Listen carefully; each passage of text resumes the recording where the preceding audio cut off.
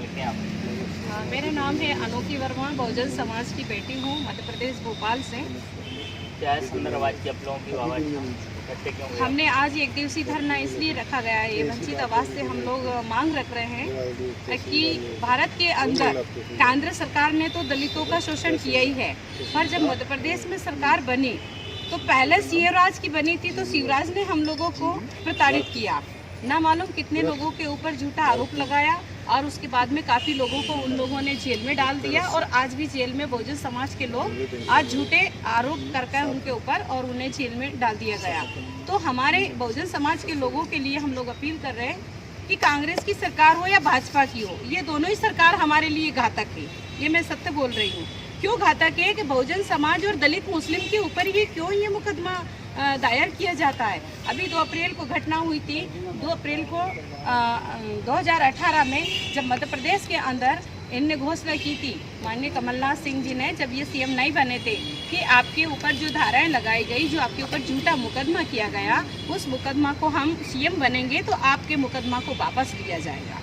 तो ये मुकदमा वापस अभी तक नहीं लिया गया। हमारे सभी बहुजन समाज के अनेक दल, कोई भी पार्टी है, मगर हमारा बहुजन समाज और दलित समाज और मुस्लिम समाज ही पिसाया जाता है। ऐसा नहीं करना चाहिए, इसलिए हम अपील करते हैं। लोग हैं ऐसे दलित वर्ग जिन लोगों के अपराध पंजीबद्ध हैं और सरकार नहीं सुन रही है, संख्या कितनी? 2000 समथिंग लोग आज जेल में प्रत्येक डिस्ट्रिक्ट में बंद हैं। राजस्थान में है तो मध्य प्रदेश में है तो महाराष्ट्र में है, कहीं पे भी है, मगर हमारे दलित और मुस्लिम लोगों के ऊपर झूठा केस लगा के उन्हें अरेस्ट किया, उन्हें जेल में बंद किया। वहाँ से हम अपील मांगते हैं कि हमारे लोगों को आप बाकायदा रिहा किए जाए और हमारे समाज के लोगों का जो प्राइवेटकरण इन लोगों ने कर दिया गया, जो प्रमोशन में इन्होंने डिमोशन किया, वो हमें हमारा प्रमोशन चाहिए। हमारे नौकरी वाले जो भाई हैं उन लोगों को हमें प्रमोशन की मांग चाहिए।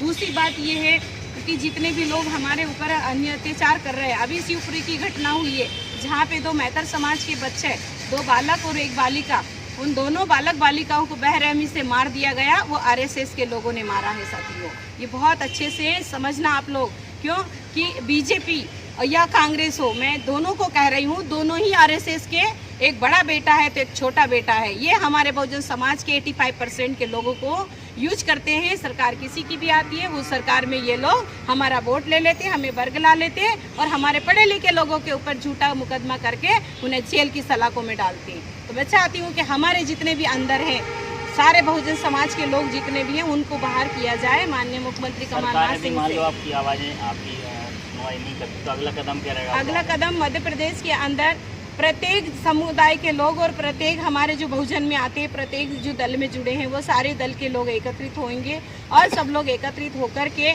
हम हमारा अधिकार मांग रहे हैं, भीख नहीं मांग रहे हैं। हमें बाबा साहब ने जीने का अधिकार दिया। ये भारत संविधान से चलता है, किसी चीज़ से संविधान नहीं चलता। मंदिर की घंटी बजाने से संविधान नहीं चलता है, कोई उपवास करने से संविधान नहीं चल रहा है। ये संविधान सिर्फ दलित, वंचित और जनरल से लेके एक भिखारी तक के मानवता का अधिकार दिया मेरे बाबा साहब अम्बेडकर ने। तो संविधान से हमें ये वंचित कर रहे हैं, संविधान की प्रतियां चला रहे हैं और आरक्षण को खत्म कर रहे हैं। तो हम चाहते हैं कि हमारी समाज को गुमराह न करें।